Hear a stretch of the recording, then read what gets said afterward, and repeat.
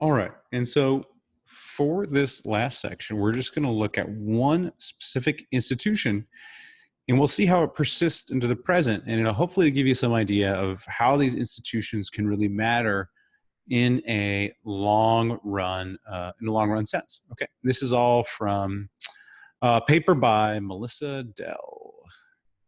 Okay. And so what she's really going to be focused on is there's inequality at the country level of inequality within a country too. And so her institution is really one that differs within a country. So some areas of the country were subject to it and other areas were not. And we can see the difference in how they play out in the present. Okay. So her institution she's going to look at is what's called the Mita. It's very extractive. And what she's going to show is that these areas that were subject to this extractive institution known as the Mita are still much more poor in the present, even after the Mita has long been abolished or changed.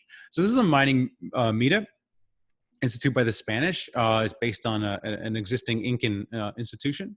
And it existed from 1573 to 1812. And basically what it was is it required certain villages, about 200 villages, to send 1/7 of the male population to work in these large silver mines. So they would show up, the village would have to send 1/7 of their population to go work in the mines, and these were just massive mines. Okay. All right, and we can see, basically this gives you some idea of the scope. All right, and so here's the Mita. Villages within in this area were subject to this extractive institution, essentially forced labor.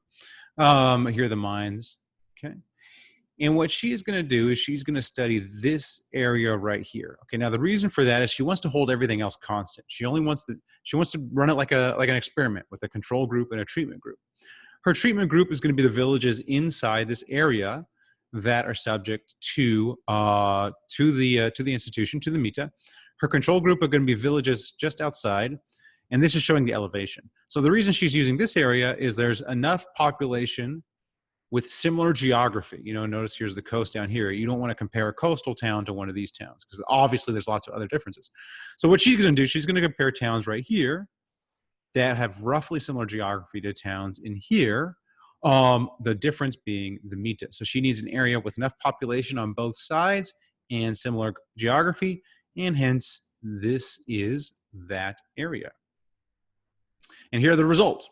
Visually, here are the results. Darker means lower household composition in the present, and we can see pretty starkly the difference. So between villages, these dots are the villages, between villages outside the Mita versus those that are inside.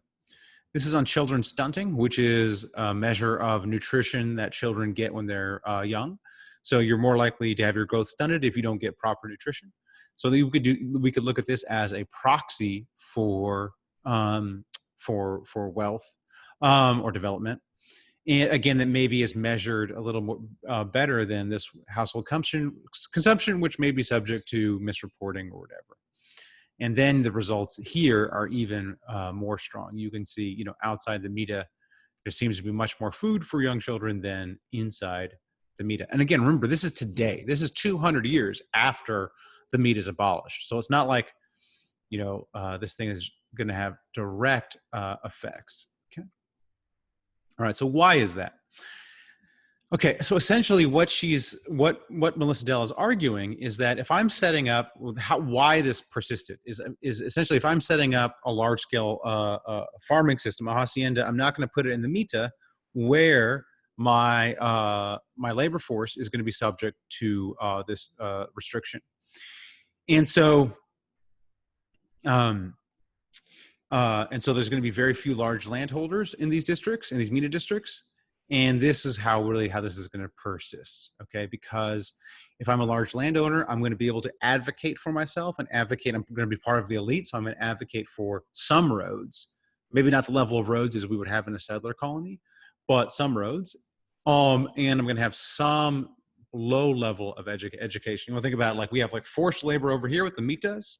We're going to have a hacienda system over here, which is slightly better because at least these local landlords have some sort of channel to the elite to get some public goods. And of course, way better off would be settler economies where we have all of these things. Okay. Um, all right, and so these things, this is how these are persist. Basically, these mita, these areas that had the mita, are going to be cut off from the rest of society, and that is going to persist. Okay. All right. All right. And again, these peasants are not really going to be, their land rights are not going to be really respected, essentially because they're the indigenous population. And so they are going to be, locked out of the Spanish elite, and the Spanish elite are going to, not allow them into the formal system. Okay. All right. And so she finds lots of evidence for this. Property rights are less secure in the Mita districts, even after it's abolished. And the roads generally go to the haciendas and don't go to where the Mita was. We see some qualitative evidence as well. Okay. This is from, this is just shows that the government doesn't favor these areas. Okay. That they want to advocate for, a modern roads and market connections to these areas. Okay. So this suggests that they don't exist even in the present. Okay. And we can see the haciendas. So evidence for this persistence, we can see the haciendas do not really locate within the Mita. Again, lighter is going to be more haciendas, inside is going to be less haciendas. Okay. And we can see educational differences showing up as early as 1876. All right, and roads, this was a little tougher to see, but in general, there's less roads in the Mita than on the outside of the Mita. Okay, and so that just gives you an example of one such institution, and we can see how it persists into the present. So the story of Latin America is really these two type of colonies. Latin America disproportionately gets extractive colonies. That leads to institutions that essentially concentrate wealth among the elite, do not provide for a lot of opportunity, and therefore not a lot of growth.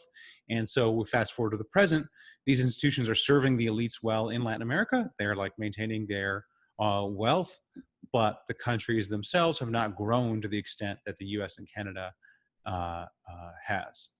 And so really this is all, according to Engerman and Sokoloff, coming from those initial endowments that determined the type of colony that was set up. All right, that's it for Latin America.